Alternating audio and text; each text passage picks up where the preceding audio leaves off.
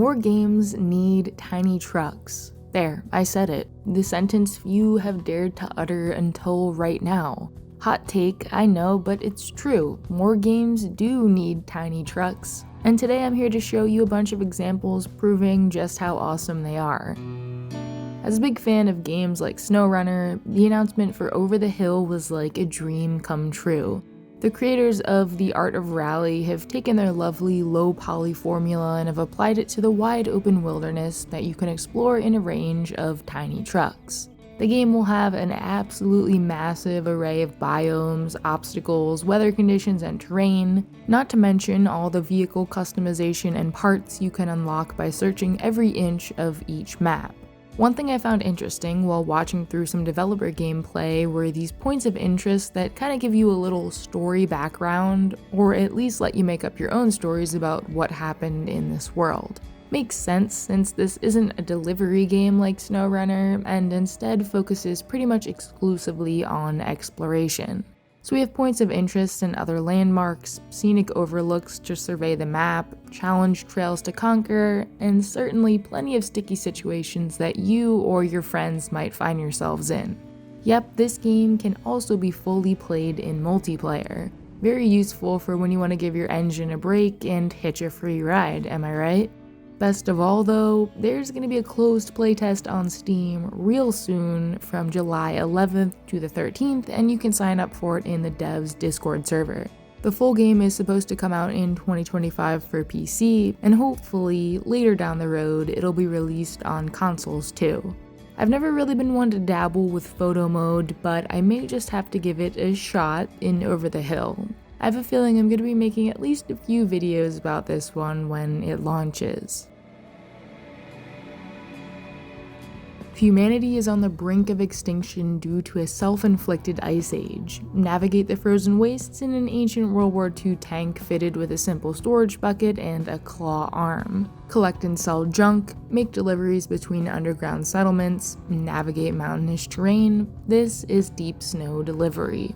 Look, I'm playing through Death Stranding right now for the first time, and this game was heavily inspired by that one. There's a free demo up on itch, and based on that, I can tell that this will 100% scratch that Death Stranding itch whenever it comes out. Manually loading each piece of cargo into your truck using the arm makes everything you carry feel important, and the snowy wasteland you slowly drive across feels oppressive and almost impossible to traverse at times. Almost.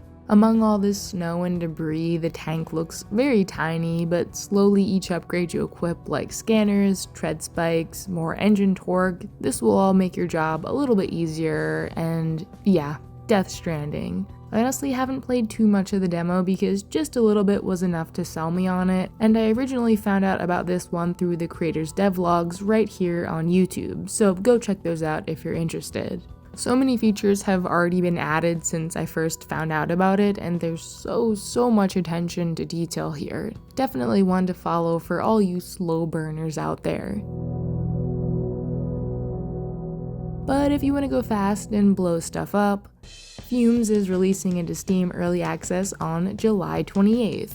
It's also got a demo that's extremely addicting, and like the previous game, it does have delivery missions and vehicles with treads, but unlike Deep Snow Delivery, it's all about action and chaos.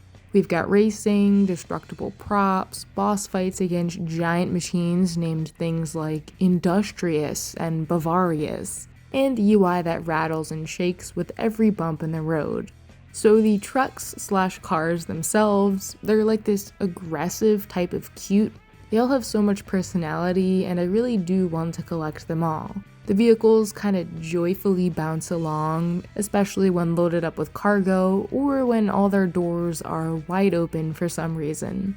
You can, of course, customize everything to your liking, and the terrain is actually a lot more varied than what was first shown off in the old demo.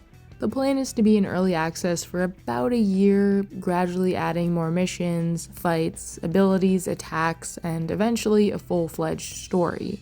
I think this is the perfect type of game to launch into early access. We already know it's fun since we can play the demo, and really, things can only blow up from here.